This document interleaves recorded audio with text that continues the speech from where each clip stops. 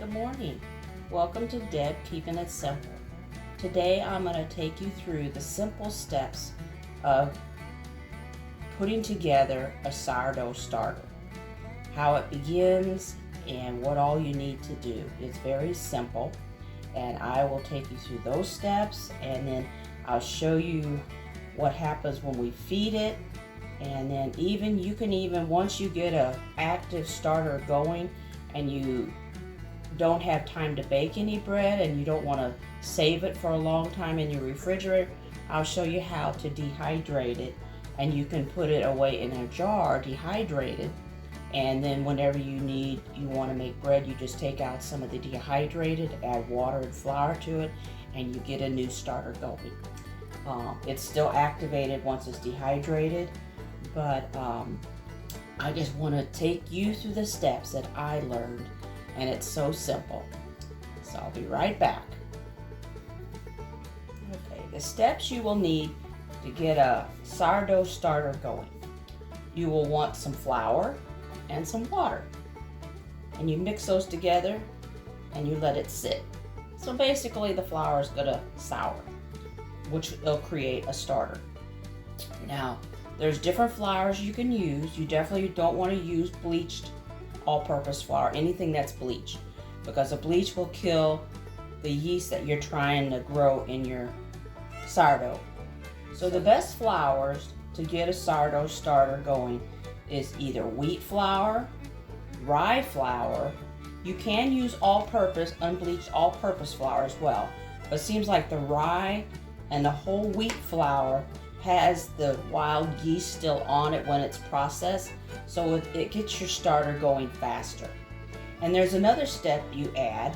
You don't have to, but there's something about caraway seeds that there's something on there that the yeast love. Either there's yeast on the caraway itself, but it also adds like a antibacterial to your starter, because there's properties that'll stop other pathogens from starting, but the yeast love it. So it's a good way to, I guess you could say, inoculate your starter so mold and other things don't have a chance to take hold. All right, I'm gonna take you through the steps. All right, first you wanna get a jar. It doesn't have to be a store-bought jar, any clean glass jar. It doesn't have to be sterilized, but you want it good and clean. You don't want any soap residue in it, because that'll also affect your bacteria in it. You want to take just a small amount. Actually, you want usually about 1/4 of a cup. This is a 1/2 cup, so I don't want that much. It's easier to keep it fed when you start out with a little. Put that in your jar. Get a little filtered water. You don't want chlorinated water. Be sure you have filtered water for it. Either store-bought water. And then you'll just start stirring it up. You want kind of like a consistency of a little bit thicker than pancake batter. And the more you whip it up, you add air into that, which is wonderful for it. And then we're going to add just a few caraways. If you don't care for the taste of, actually the caraway, the taste of it disappears, because it adds the inoculation into your starter. That's what I call it. They say there's properties in caraway seed that inhibit some bacteria from growing. So I think that's what the secret is. See, you can have it thicker or thin, but I think I'm gonna add just a tiny bit more water. Just a little bit. Get it all mixed in. Some people, excuse me, I spattered. Some people even take a chopstick.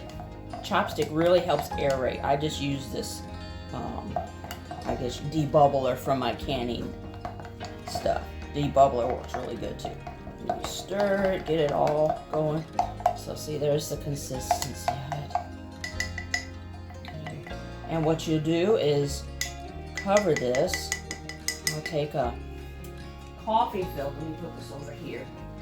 Get a coffee filter, which I have since I had coffee this morning. Put that on your jar, and you'll fasten that with a rubber band. Just keep any fruit flies away from it. Now you just sit this on in a warm place, a really good place, anything that's warm. I guess depending on how cool your place gets or you're located, you can put it in your oven with the light on. That helps get it going, but if not, just put it in the warmest area and just wait. Okay. Now over the next few days, I'll show you what happens with the starter we just began. Now, once you get a starter established and you fed it, you strengthened it, I'll show you all those steps as we go along with this little jar. But say you've already got your plenty of active starter, but yet you don't want to crowd your refrigerator with so many starters. I only need one to make bread with.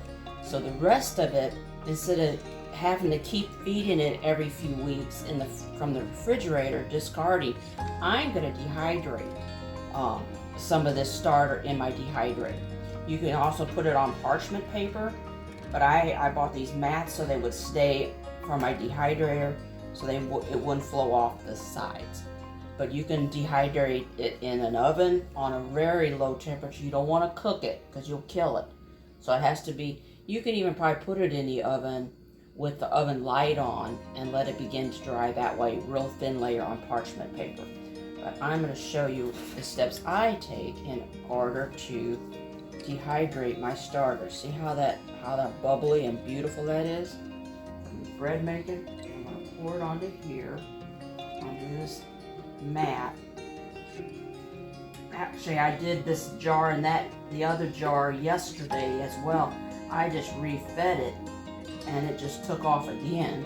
And so what's nice about dehydrating your starter is it's shelf stable for if you keep it dry indefinitely. You can always go back and start a starter going just by adding flour and water to make bread, whatever kind of bread you want to make. But even a simple pan bread in emergency, you can.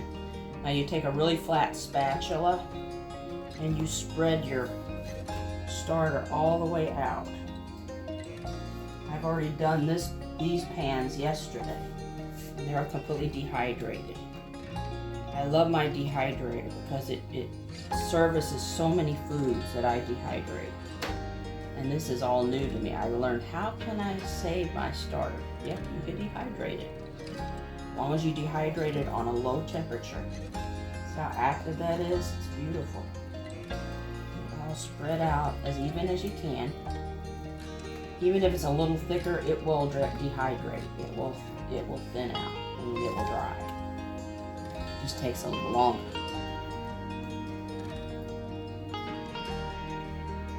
I might have added too much to this tray.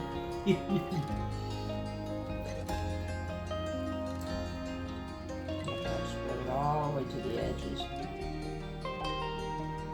But it's amazing how when it dehydrates, it just begins to flatten out. So this one over here was kind of thick too, but it just takes a little longer for it to all get dry.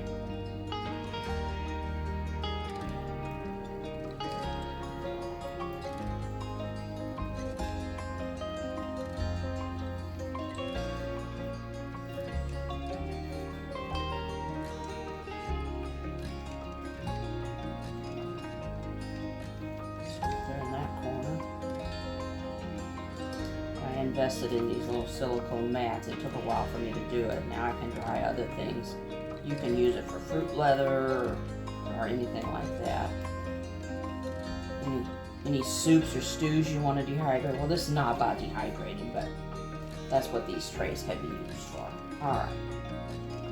And that's what you do there. And then I'm going to stick this quickly into the dehydrator. Well, I'll set it aside for right, because I want to show you the next step I have. After you've dehydrated your active sourdough starter, you can just take it now, it's completely dry and brittle, and put it in a jar. You can crush it up in a blender if you want to, but you'll be adding water to it anyway. So I'm just gonna break it in pieces. I don't have one of those little blenders, and I don't really want to dirty my big blender just for this. So I'm just gonna break it out all up by hand and get it in this jar. You can crush it a little bit. Important thing that it's completely dry and crispy. Yeah. This way you don't have to keep your starter in the refrigerator all the time. Only the portion that you want to keep on hand to, like I said, I've been doing this now for about 3 weeks.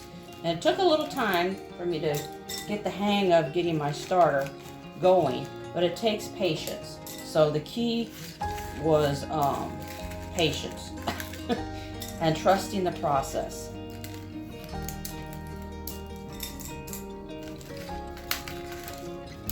Like I said, the one we mixed up, I'll show you the steps of that, what it looks like each day. Once it gets to looking like that, nice and bubbly. See how the bubbles in it and how thick it is? That's an active starter. I fed this one this morning. That's the only one I'm going to keep in the refrigerator. So instead of 3 jars now. Now there's recipes out there for when you have to just take some out to refeed your jar that you're storing in the refrigerator. When you put it in the refrigerator, it slows down the activation process. So it can stay in the refrigerator for a week to 2 weeks between feedings. But when you feed it, you have to take off half, pretty much half of it, or even as lower than half, and then you add a whole bunch of more flour, and that gets your starter stronger and fed. But once you get it established, then it's just feeding it and maintain. Now there have been starters that people have maintained for 6 months or so. You know, they've forgotten. Life gets busy and you forget that it's in the refrigerator, it needs to be fed. And long as there's no mold you see in the jar, there may be like a little bit of a clear liquid on top, don't worry about that. That's just some of the fermentation of the yeast growing in there. It's called hooch, and it's just an byproduct. It's what makes your sourdough sour. You can drain off that liquid that's on top when you see it, or you can just mix it in. Some mix it in because they want that really nice sourdough taste in their sourdough. My husband's not crazy about the super sourdough taste, but I love it, especially with rye bread. So, but anyway, yeah, you just get this all broke up. I'm probably going to take the rest of this jar here and put it on this tray. There's nothing wrong with that white stuff. That's just it was dehydrated on there. So I'll wash it after I get this last batch dehydrated and put away. And into your jar, you'll want to put a moisture absorber. I make my own. I have directions of how to do that in the hydrating video. So it looks like I'm probably going to go get another jar. That's why if you pulverize it, blend it up into a powder, it takes less space. I may do that later, but right now, since it's one jar, there's something I have learned to do. I take an old glass bottle that fits, and I can use that to crush it a little bit to get it broken down in there.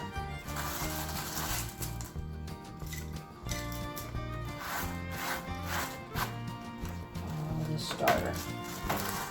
And once you reactivate, now see that part is wet. Alright, see I got a piece that was still wet.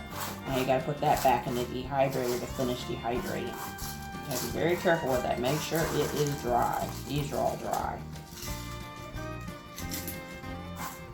That was a thicker area, but it's completely fine. It just needs more drying time.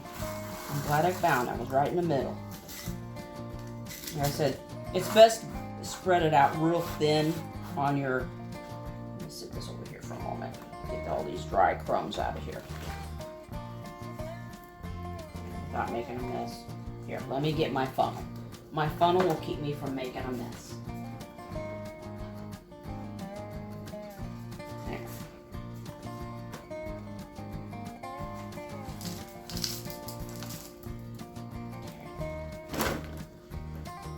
I'm going to just shake that little bit off. Now, I'm also going to spread this other out. Now, you'll want to just completely seal that shut. Now it's all deactivated now that it's dry. Put a lid on that. Like that. And you put that on your shelf. Now I'm going to go ahead and I'm going to put this one over here on the side.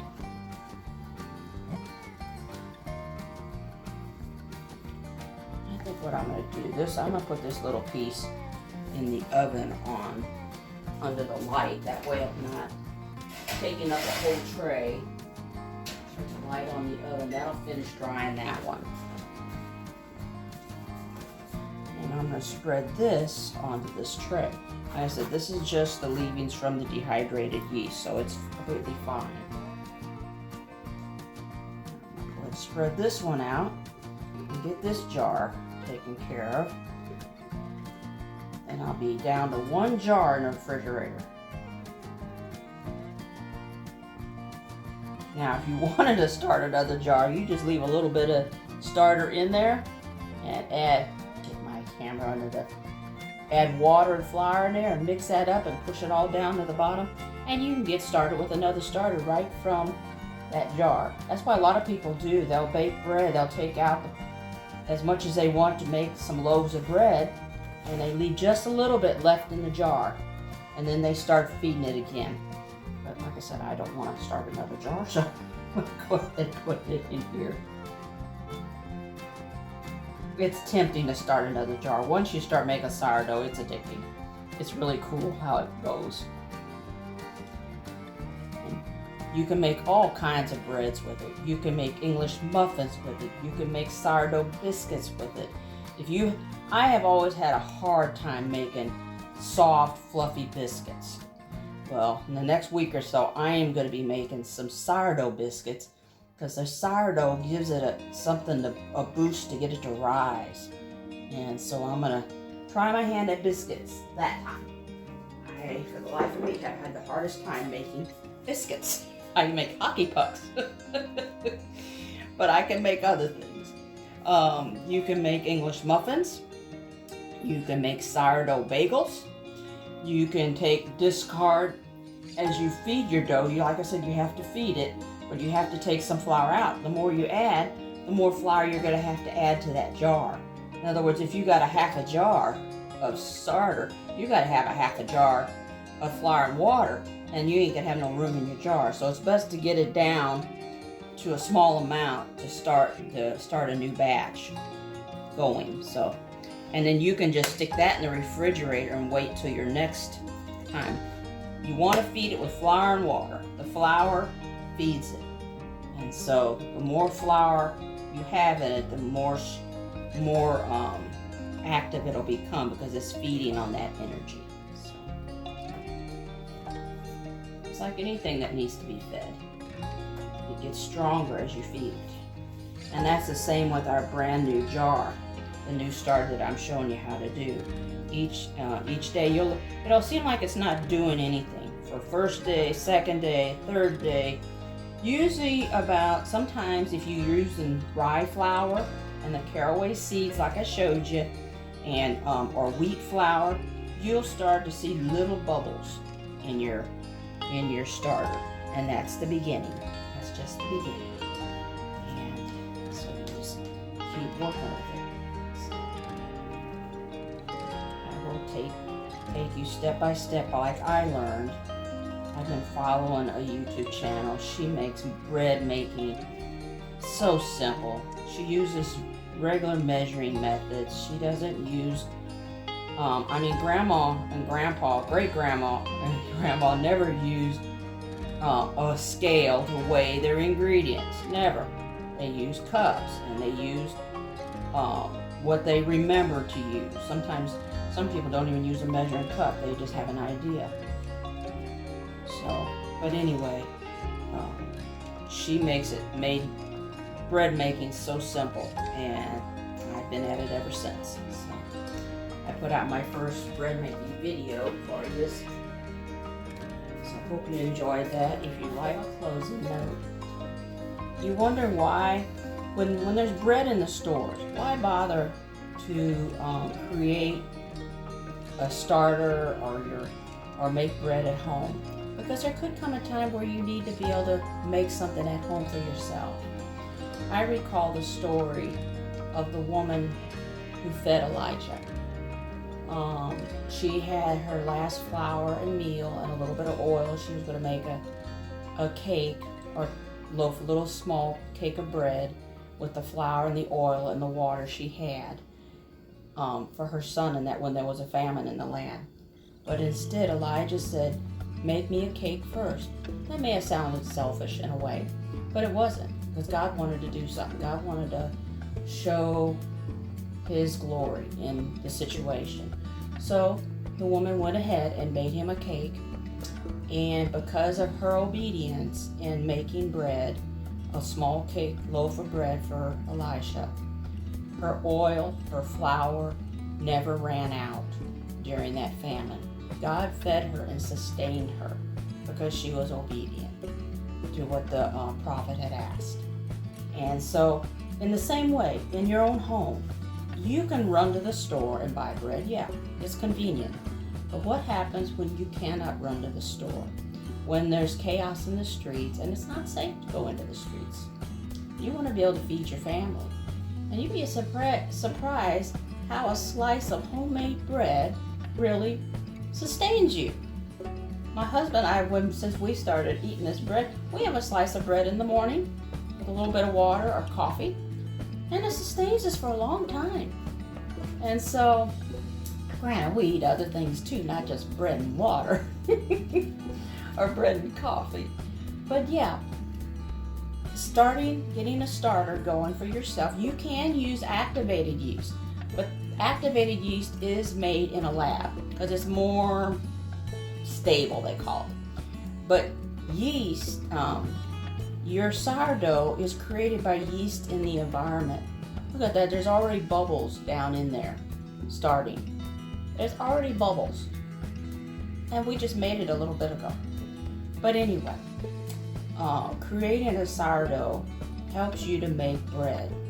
You can make bread in a fry pan once you mix your flour and your starter and your oil together.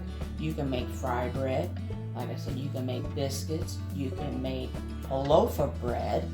But sometimes if it's not convenient to make a loaf of bread, you can make it in the pan. So there's so many recipes out there for making types of bread.